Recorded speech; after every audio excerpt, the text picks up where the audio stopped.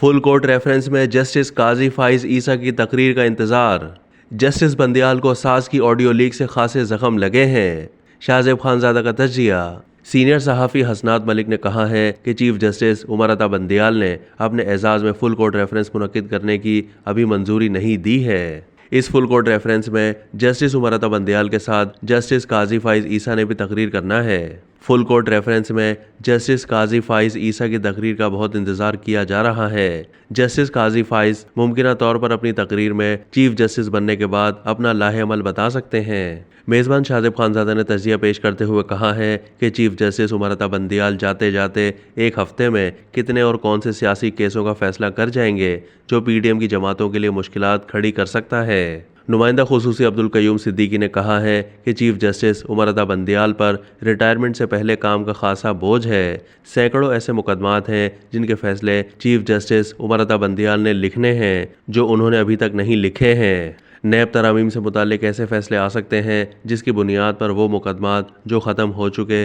या मुख्तलिफ अदालतों को भेजे गए हैं उनके अंदर रूह फेंक दी जाए। इसके अलावा कोई ऐसा मुकदमा नहीं रह गया जिस पर चीफ जस्टिस ऑफ पाकिस्तान ऐसा फैसला लिखें जो किसी हुकूमत या किसी शख्स के लिए नुकसान का बाइस बन सकता हो। अब्दुल कयूम सिद्दीकी का कहना था कि चीफ जस्टिस उमर अता बंदियाल की सास की ऑडियो का जो पस मंज़र था उस हवाले से लगता है दिल पर खासे जख्म लगे हैं। मुमकिन है ऑडियो लीक्स पर बनने वाला अगला बेंच इन सवालात की तरफ चल पड़े जो एक कमीशन के सामने आए थे। इसके बाद ऑडियो लीक्स की तहकीकात जुडिशल साइट पर शुरू हो सकती हैं। सीनियर सहाफ़ी हसनात मलिक ने कहा है कि चीफ जस्टिस उमर अता बंदियाल की अगले हफ्ते ज़्यादातर मसरूफियात अपने एजाज़ में होने वाली तकरीबों में शिरकत होगी। चीफ जस्टिस उमर अता बंदियाल ने अपने एजाज़ में फुल कोर्ट रेफरेंस मुनक्किद करने की अभी मंजूरी नहीं दी है। इस फुल कोर्ट रेफरेंस में जस्टिस उमर अता बंदियाल के साथ जस्टिस काजी फाइज ईसा ने भी तकरीर करनी है। फुल कोर्ट रेफरेंस में जस्टिस काजी फाइज ईसा की तकरीर का बहुत इंतजार किया जा रहा है। जस्टिस काजी फाइज मुमकिना तौर पर अपनी तकरीर में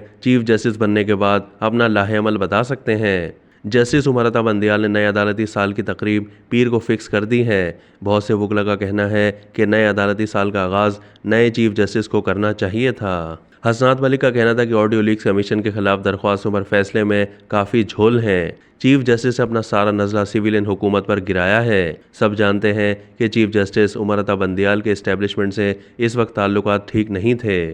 माजी में इस्टेब्लिशमेंट ने चीफ जस्टिस उमर अता बंदियाल की मर्जी के जजेस सुप्रीम कोर्ट में तैनात करवाने में उनकी मदद की थी। जस्टिस उमर अता बंदियाल के इस्टेब्लिशमेंट से ताल्लुकात ख़राब होने के बाद पीडीएम जमातों ने उनके खिलाफ मुहिम शुरू की। मेज़बान शाहजेब खानजादा ने कहा है कि चीफ जस्टिस उमर अता बंदियाल की रिटायरमेंट में एक हफ्ता रह गया है। जस्टिस उमर अता बंदियाल ने जाने से पहले जस्टिस काजी फाइज ईसा की सरबराही में ऑडियो लीक्स कमीशन के खिलाफ दरख्वास्तों की समाअत करने वाले बेंच पर साबका हुकूमतों के एतराज़ात पर अपना फैसला जारी कर दिया है। जस्टिस उमर अता बंदियाल ने अपनी सफाई पेश की है।